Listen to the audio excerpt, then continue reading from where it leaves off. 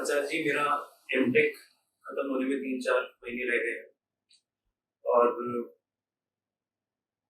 मैंने ये internship period चल रहा है, तो मैंने एक कॉर्पोरेट जॉब भी ट्राई करी। वहाँ मुझे मेरे लिए सही नहीं लगी, तो मैंने वो छोड़ के नॉर्मल गवर्नमेंट से इंटर्नशिप करी, मैं बायोटेक्नोलॉजी फील्ड से। तो उसके बाद मैंने अभी जो मेरे पास ऑप्शंस हैं, लाइवलीहुड कमाने का या अर्न करने का टाइम आ गया है, तो मैंने गवर्नमेंट जॉब की प्रिपरेशन का सोचा। बट जो मेरा एक्सपीरियंस पास रहा है जब मैं 12th में भी था, कि मैं उतना अपने केपेबल नहीं हूँ कि मैं वो, मुझे ऐसा लगता है कि मैं वो तैयारी कर शायद ना पाऊँ किसी भी, क्योंकि मेरी मेमोरी इतनी शार्प नहीं है, तो मैं भूल जाता हूँ चीजें। तो एक डर लगा ही रहता है अपनी। मैं पूरा समय 7-8 घंटे आपके साथ ही गुजारता हूँ, वीडियोस में आपके सुनता हूँ, कोशिश करता हूँ कि कुछ मिले उससे, वो मिलता भी है। पर अभी जो प्रॉब्लम है वो यही है कि आगे का सर्टेनिटी नहीं है, अपनी कॉलिंग का कुछ पता नहीं। शांति मुझे आपके वीडियो सुनकर ही मिलती है, मुझे अपनी कॉलिंग का कोई अंदाजा नहीं है, और डर बहुत ज्यादा आ रहा है, क्योंकि मैं जिस चीज में जाना चाहता हूँ वो चीज मैं कर पाऊंगा कि नहीं, पहले से ही मैं डरा हुआ हूँ उस चीज के प्रति। तो जो कुछ डिसीजन एक proper I can not make right now. बेटा, बहुत बड़े निर्णय तो करने भी नहीं होते कि एक झटके में इस पार या उस पार का निर्णय कर लिया। आदमी को लगातार चलते रहना होता है, प्रयोग करते रहना होता है, आगे के रास्ते अपने आप स्पष्ट होते जाते हैं। एक जगह बैठे बैठे तुम विचार करोगे कि दाएं जाएं बाएं जाएं, ऊपर उड़े नीचे जाएं, तो कभी कुछ स्पष्ट नहीं होने का। कुछ करो तो कुछ स्पष्टता भी आए, कुछ करो तो पता चले कि इस राह में क्या मिल रहा है और उस राह में क्या मिल रहा है। जहां तुम बैठे हो वहां से तो तुम्हें सब राहें एक बराबर लगेंगी, चल के देखो तो पता चले कि अलग अलग राहों में अंतर क्या क्या है। पर तुम वो कर नहीं रहे जो तुम्हें करना है। तुम कर क्या रहे हो? तुम कहते हो तुम मेरे वीडियो सुनते हो, तुमने कहा दिन में 7 घंटे 8 घंटे सुनते हो। शायद मेरे वीडियो सुनकर तुम्हें लगता है कि तुम मेरे साथ हो, पर बात बिल्कुल उल्टी है अगर जरा सा गौर करोगे तो। मैं बोल रहा हूं, बोलना मेरा धर्म है, मेरा कर्म है। मैं बोल रहा हूं, उससे वीडियो बन रहे हैं। तो जब तुम मुझे देख रहे हो, तुम एक ऐसे व्यक्ति को देख रहे हो जो अपने धर्म का पालन कर रहा है। तुम एक कर्मशील मजदूर को देख रहे हो ना, जो दिन रात वो करने में लगा हुआ है, जो उसका धर्म है, कर्म है। ठीक है, तो तुम वीडियो नहीं देख रहे, तुम एक मजदूर आदमी को देख रहे हो जो मेहनत कर रहा है। और तुम क्या कर रहे हो? क्या तुम मेरे साथ हो? जब तुम मेरा वीडियो देख रहे हो तो मैं तो मेहनत कर रहा हूं, वो वीडियो ऐसे ही तो नहीं बन गया।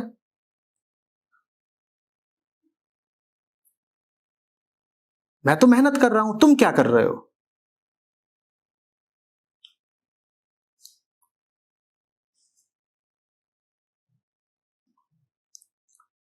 पिछले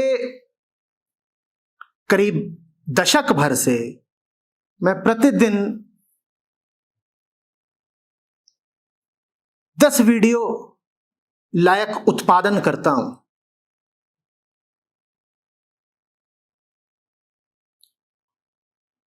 प्रतिदिन इतना बोलता हूं कि उससे 10 वीडियो बन सकें, और बनते हैं। कभी 10, कभी 5। और बोलता ही नहीं हूं, खाली नहीं बैठा हूं। वो जो वीडियो बनते भी हैं, वो मैं ही बनवा रहा हूं। ये जो इतनी फौज लगी हुई है, इतने वॉलंटियर्स हैं, उनका नेतृत्व भी कर रहा हूं। और तुम कहते हो कि तुम मुझे सुन रहे हो। मुझे सुन रहे हो तो मुझसे क्या सीखा? मैं तो कर्मयोगी हूं, मैं तो लगातार कर रहा हूं। तुम क्या कर रहे हो?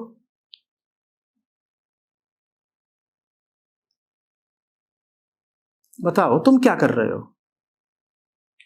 और मैं भी जब करता हूं तो मुझे कोई पूर्ण स्पष्टता तो प्रतिपल होती नहीं कि यही ठीक है, यही ठीक है। जब नहीं पता होता क्या ठीक है तो मन में श्रद्धा रख के प्रयोग किए जाते हैं ना। प्रयोग करके उनका परिणाम देखा जाता है। परिणाम अनुकूल है तो आगे बढ़ते हैं, नहीं तो राह बदली जाती है। तो मैं तो ये सब कर रहा हूं, कर्म कर रहा हूं, प्रयोग कर रहा हूं। तुम क्या कर रहे हो?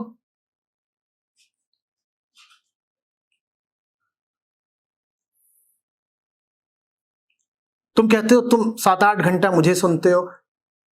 तुमने अपनी समझ से शायद ये बात प्रेम पूर्वक बोली, पर एक शिक्षक होने के नाते ये बात मुझ पर करीब करीब एक आरोप है।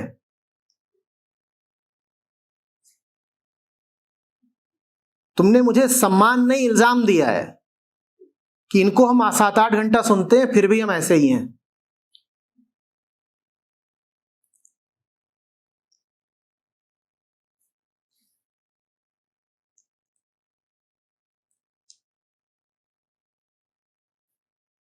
कुछ तो करो। जो आदमी 10 तरीके के भ्रम में घिरा हो, बंधन में घिरा हो, और उसके बाद वो कहे मुझे समझ में नहीं आ रहा मैं क्या करूं, तो मैं उससे कहूंगा कुछ भी करो, कुछ भी करो, पर करो तो। तुम करके जो सबसे घटिया काम करोगे वो भी न करने से बेहतर होगा। अगर 5 चीजें तुम कर सकते हो तो इसमें जो सबसे निम्नतम मूल्य की एक चीज होगी, जो सबसे गई गुजरी दिशा होगी करने की, वो भी कुछ न करने से तो बेहतर ही होगी ना।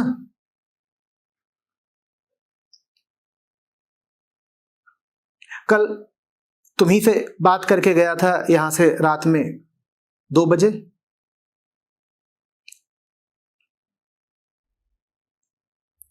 गया और भी सब साथ के लोग हैं, इनसे बात हो रही है और काम संबंधी ही बात हो रही है।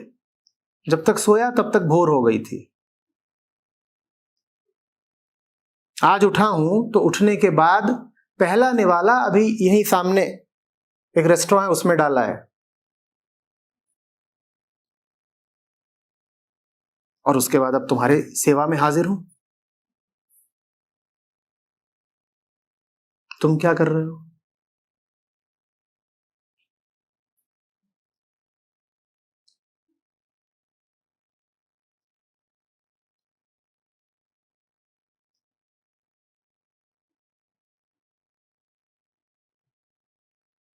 तुम कहोगे आचार्य जी आप जानते हैं ना आपको क्या करना है, इसलिए आप इतनी मेहनत कर लेते हैं। हम जानते नहीं। नहीं, आचार्य जी भी नहीं जानते।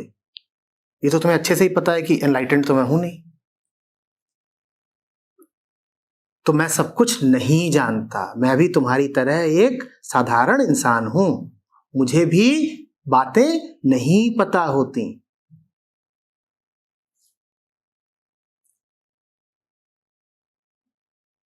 मैं वो ऊंचा वाला गुरु तो हूं नहीं ना। तो मुझे जांचना पड़ता है, परखना पड़ता है, छोटे छोटे प्रयोग करने पड़ते हैं, इससे मिलना पड़ता है, उससे मिलना पड़ता है। कई बार अपनी मेहनत को व्यर्थ जाते देखना पड़ता है,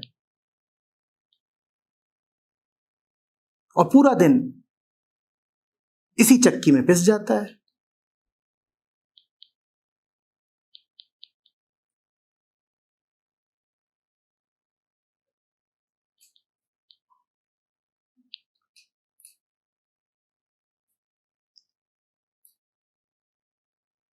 कुछ तो करो।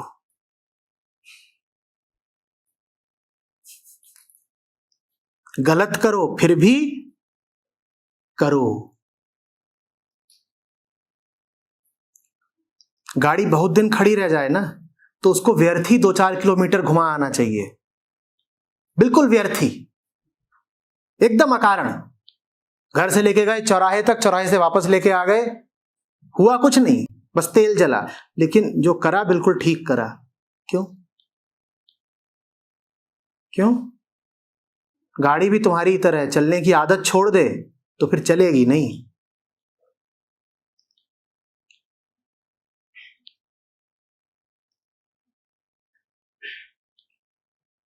कहीं को जा रहे हो और रास्ता भटक गए हो, बिल्कुल सुनसान जगह पर खड़े हो, रास्ता भटक गए हो, जीपीएस इत्यादि कुछ नहीं और आसपास कुछ आबादी नहीं, तो क्या करोगे?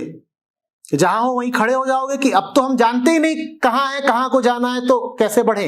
या ये करोगे कि किसी भी दिशा में थोड़ा आगे बढ़ोगे? क्या करोगे? किसी भी दिशा में थोड़ा आगे बढ़ो ना, कोई मिलेगा। जहां हो तुम वहां खड़े खड़े तो कुछ समझ में नहीं आने का, किधर को भी बढ़ो। पर खास तौर पर युवा लोग ये बहाना खूब बताते, कहते अभी ठीक से निश्चित नहीं हुआ ना कि करना क्या है, तो हम कुछ नहीं करते, हम कुछ नहीं करते। और भारत में भी ये हरकत अभी पिछले 5-10 साल में ज्यादा शुरू हुई है, समझना। आज से 20-40 साल पहले आप ये नहीं कर सकते थे कि अभी हमें जिंदगी की और करियर की दिशा साफ नहीं हो रही इसलिए हम कुछ नहीं करते। क्यों? क्योंकि कुछ नहीं करते तो खाने को नहीं मिलता। अब हिंदुस्तान की जरा आर्थिक तरक्की हो गई है, घरों में बच्चे भी कम होते हैं, तो अपने माँ बाप के इकलौते या दुकेले बच्चे हैं कि हम हैं और हमारा एक भाई है, एक बहन है, बहन की शादी हो गई, हम ही हैं। तो माँ बाप भी कहते हैं कि क्या करोगे बेटा नौकरी वगैरह करके, जाओ हमारे लिए चौराहे से दवाई ले आओ। मैं नहीं कह रहा कि तुम ऐसा कर रहे हो, मैं एक सार्वजनिक बात कह रहा हूं, तो बुरा मत मानना। ये खूब होने लगा। लोग कहते हैं बेरोजगार है, ये बेरोजगार नहीं है, ये नवाबी है।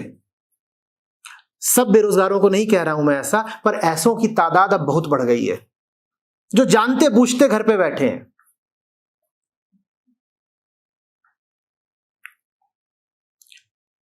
कंपनियों के पास जाओ, वहां वो विज्ञापन दे रही हैं, उन्हें लोग नहीं मिल रहे काम करने वाले।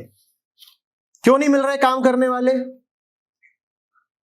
कहीं तनख्वाह बहुत कम है और काम बहुत कराते हैं। लखनऊ ही ठीक है, हम नहीं जाएंगे नोएडा गुड़गांव, लखनऊ वापस आएंगे हम। क्यों मियां?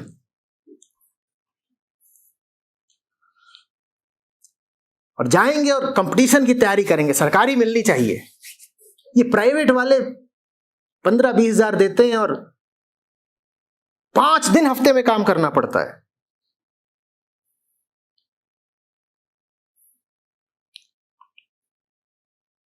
माँ बाप भी कहते हैं अच्छी बात है, हम भी घर में अकेले बैठे हैं, आ जाओ।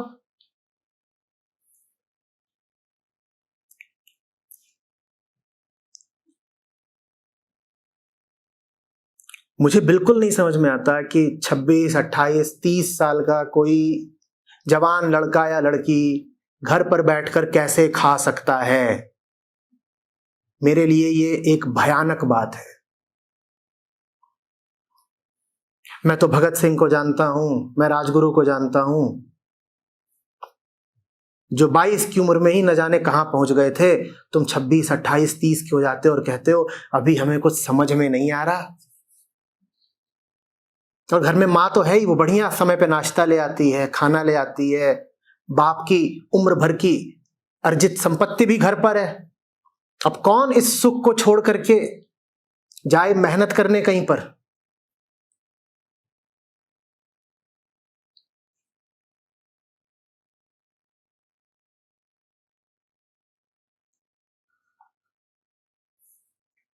कुछ तो करो, भले उससे आमदनी ना हो तब भी करो, जवान हो इसलिए करो।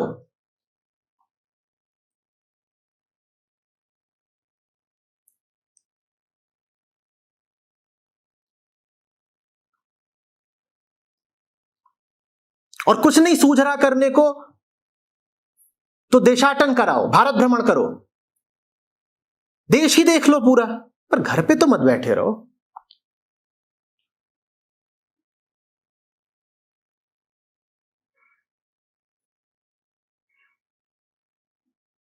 कोई कला सीख लो, कोई खेल सीख लो, किसी कोर्स में नाम लिखा लो, कुछ ज्ञान अर्जित कर लो।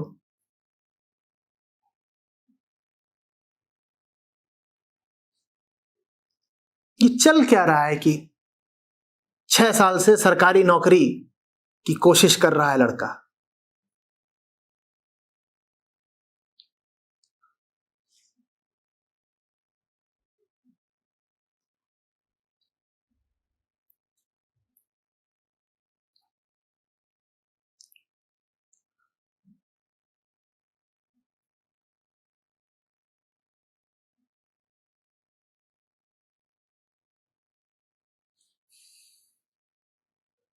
मैंने किसी को आहत करने के लिए बातें नहीं बोली हैं।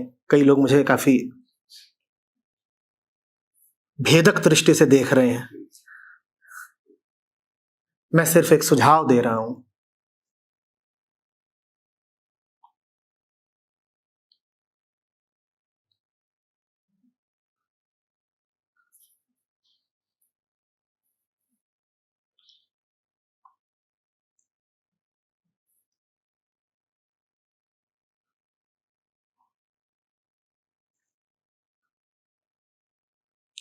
आंतरिक पतन होने लगता है जब तुम अपने आप को बेरोजगार कहना शुरू कर देते हो, और वैसा ही पतन होता है उन गृहिणियों का जिनके ऊपर अब गृहस्थी की कोई खास जिम्मेदारी नहीं है, फिर भी वो घर पर ही बैठी हैं। मैं समझ सकता हूं, आप काम कर रही थी, आप गर्भवती हो गई, 2 साल 4 साल के लिए आपके लिए संभव नहीं रहा काम करना, वो बात ठीक, उतना समझा जा सकता है। पर आप 40 वर्ष की हो चुकी हैं, बच्चे बड़े हो चुके हैं, अपनी अपनी जिंदगी देख रहे हैं, घर में ठीक ठाक रुपया पैसा है, आप मध्यम वर्ग से हैं या उच्च मध्यम वर्ग से हैं, घर में नौकर चाकर भी लगे हुए हैं, और सुबह 9 बजे से लेकर शाम के 8 बजे तक वास्तव में आपके पास कोई काम नहीं है। आपका बड़ा पतन होगा, ये खाली समय आपको लील जाएगा। मैं उन गृहिणियों के बारे में नहीं कह रहा जिनके पास वास्तव में आर्थिक तंगी है और जिन्हें घर के सारे काम स्वयं करने पड़ते हैं।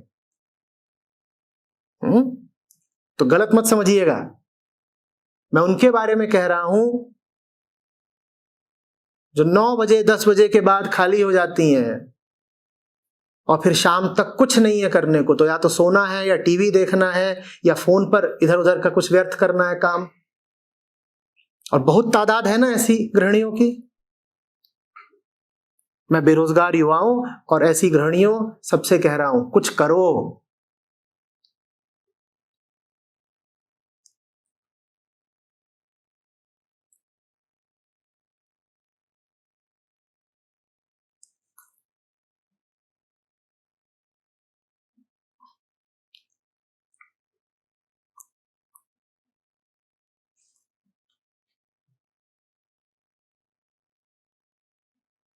रिटायर हुए लोगों से भी कह रहा हूं, 58-60 की कोई बूढ़ी उम्र नहीं होती।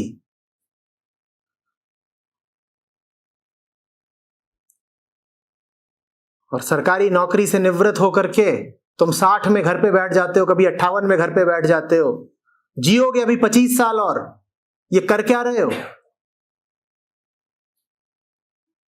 ये भी मनोरोगी हो जाएंगे, इनका भी आंतरिक पतन होगा।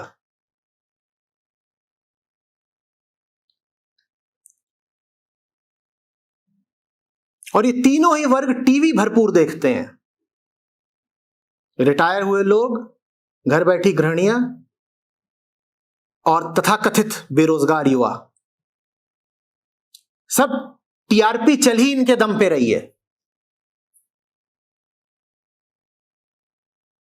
जो मेहनत कश लोग हैं उनके पास कहां वक्त है। क्या बता रही थी? कुमकुम और हाँ भाग्य, ये सब देखने का। पर चल तो खूब रही है ना इस तरह की बीमारियां, कुमकुम भाग्य जो भी है। ये कौन चला रहा है इनको? टीआरपी देने वाले तो आप ही लोग हैं।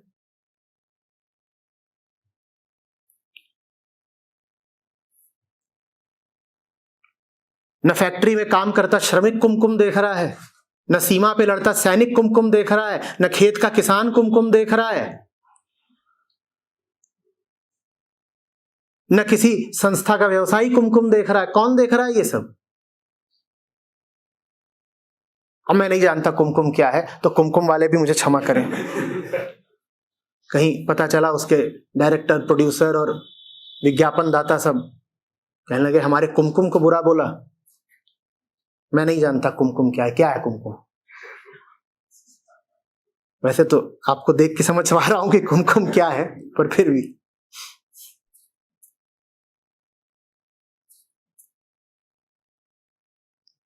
ये बहुत बड़ा क्षरण है युवा शक्ति का, नारी शक्ति का,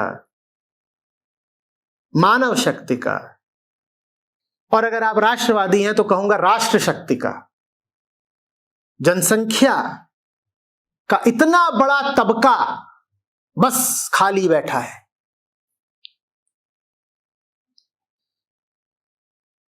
और कुछ न कुछ उसने बहाना खड़ा कर रखा है खाली बैठने का।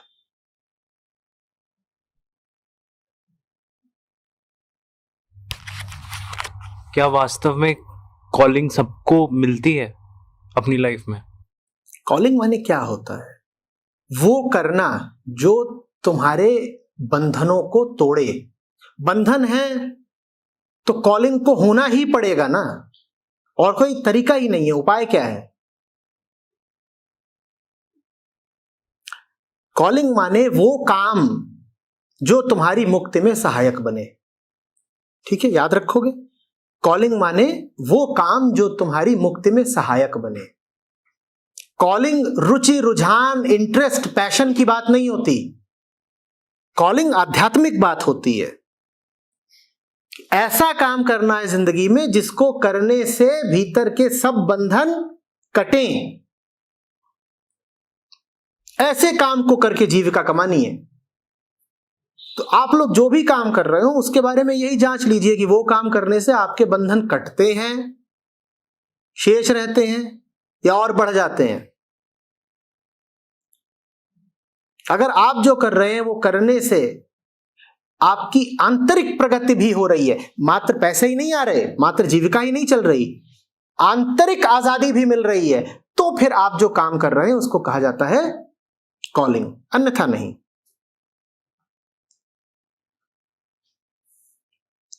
आचार्य जी प्रणाम। एक जैसे अभी एक आपके द्वारा समझाया गया कि हम अपनी बुद्धि लगा के कि हम संभाल लेंगे इसको, या हम गृहस्थी संभाल लेंगे, या हम बिजनेस संभाल लेंगे। अपनी बुद्धि लगा के हम ईश्वर को भूल जाते हैं तो चीजें बिगड़ती हैं, हम उसको बर्बाद कर देते हैं। और फिर साथ साथ ये भी कहा जाता है कि चुनाव हमें ही करना है। हर उसमें क्या चुनना है, वो चुनाव करने वाले हमें। और कुछ बातें विरोधाभासी जैसी लग रही हैं। तो क्या विरोधाभासी? तुम बच्चे हो, साथ में तुम्हारा बाप है, और गाड़ी लेकर जाना है, हिमालय पे चढ़ जाना है। तुम चलाओगे या स्टीयरिंग बाप के हाथ में दोगे? चुनाव तुम्हें ही करना है। चुनाव बच्चे को करना है कि मैं चलाऊं या बाप के हाथ में दे दूं। बाप ने बच्चे को पूरी आजादी, पूरी छूट दे रखी है कि चुनाव तेरा, तू चुन।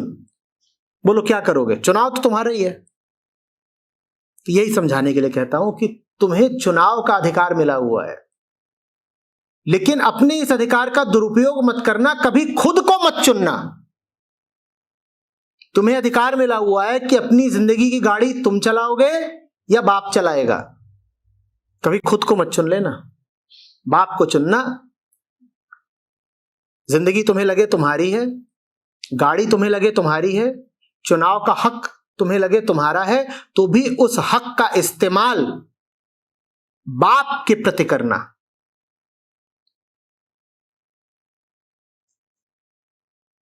हक का प्रयोग बाप के पक्ष में करना। तुम्हारे चुनाव का हमेशा एक ही परिणाम हो, मेरी गाड़ी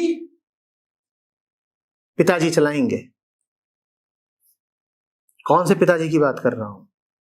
कहीं कह दो कि मेरे पिताजी के पास तो लाइसेंस ही नहीं है, तो ये क्या तारा जी, मेरे पिताजी तो बेचारे गांव के सीधे साधे, आप कह रहे हो गाड़ी चलाएंगे।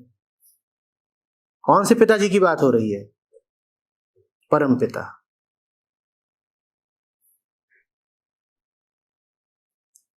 और परम पिता की दखल देने की आदत नहीं है, वो बहुत बड़े वाले पिता हैं। तुम ये छोटी मोटी जो हरकतें करते रहते हो, कहते करो, खुद झेलो। हाँ, तुम दरखास्त करोगे, प्रेमपूर्ण प्रार्थना करोगे कि हमारी गाड़ी आप चलाएं, तो वो जरूर चलाएंगे। कैसे चलाएंगे? ऐसे नहीं चलाएंगे कि तुम बगल की गद्दी पे बैठे हो और वो ड्राइवर सीट पे बैठ के चला रहे हैं। कैसे चलाएंगे? स्टीयरिंग अभी भी तुम्हारे हाथ में होगा, वो तुम्हारे भीतर बोध बनकर, प्रकाश बनकर और मार्ग बनकर प्रविष्ट हो जाएंगे। तो दूर से देखने पे यही लगेगा कि गाड़ी तो तुम ही चला रहे हो, और सही बात है, भौतिक तौर पर गाड़ी अभी भी तुम चला रहे होगे, क्योंकि गाड़ी ही भौतिक है। भौतिक तौर पर अभी भी गाड़ी तुम ही चला रहे होगे, लेकिन अगर तुमने प्रेम से प्रार्थना करी है तो वो तुम्हारे भीतर प्रवेश करके चलाएंगे गाड़ी तुम्हारे माध्यम से। तुम निमित्त बन जाओगे, तुम माध्यम बन जाओगे, चलाने वाला कोई और हो जाएगा। ये डिफरेंस उस समय, हम जिस समय गाड़ी चल रही है, क्या तरीका हो सकता है कि वो डिफरेंस कर पाए कि हम गाड़ी चला रहे हैं कि पिताजी जी? वो तो बहुत आसान है। गाड़ी में डेंट कितने गिन लो, गाड़ी जितनी टूटी फूटी है, जितने पंचर हो, जितने डेंट हो, जितनी उसकी हालत खस्ता हो, उतना तुम समझ लो तुम ही चला रहे हो। अपनी गाड़ी को देख लो, साफ पता चल जाएगा किसने चलाई है।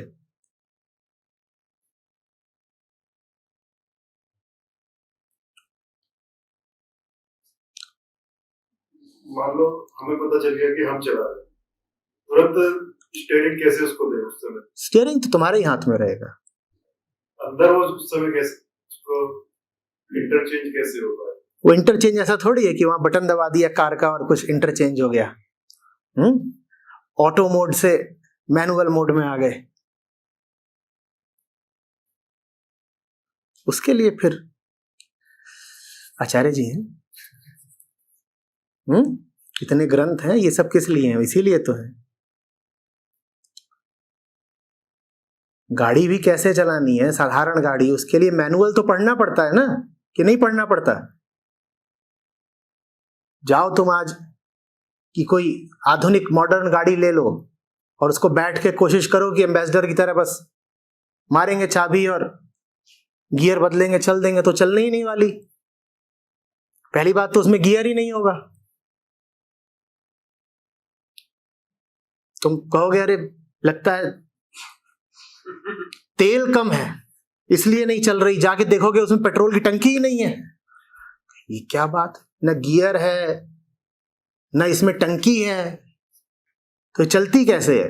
अगर लगता है इंजन में कुछ दिक्कत है, जाके देखोगे, खोलोगे, वहां न सिलेंडर है न पिस्टन है, ये कोई और ही चीज है। तो फिर मैनुअल पढ़ना पड़ता है ना। मैनुअल तुम्हें बताता है गाड़ी क्या है वास्तव में। इसी तरीके से जब ग्रंथों को पढ़ते हो तो वो जीवन का मैनुअल है, वो तुम्हें बताते हैं संसार क्या है वास्तव में।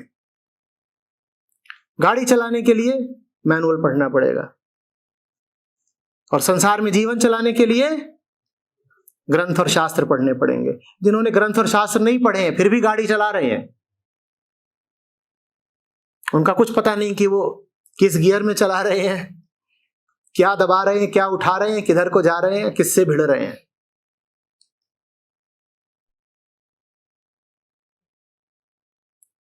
जैसे गाड़ी बिना मैनुअल के नहीं आती, जिसने गाड़ी बनाई उसी ने मैनुअल भी बनाया ना, जिसने गाड़ी बनाई उसी ने मैनुअल बनाया, दोनों एक ही जगह से आ रहे हैं। उसी तरह से समझ लो, जहां से संसार आता है वहीं से आध्यात्मिक ग्रंथ भी आते हैं।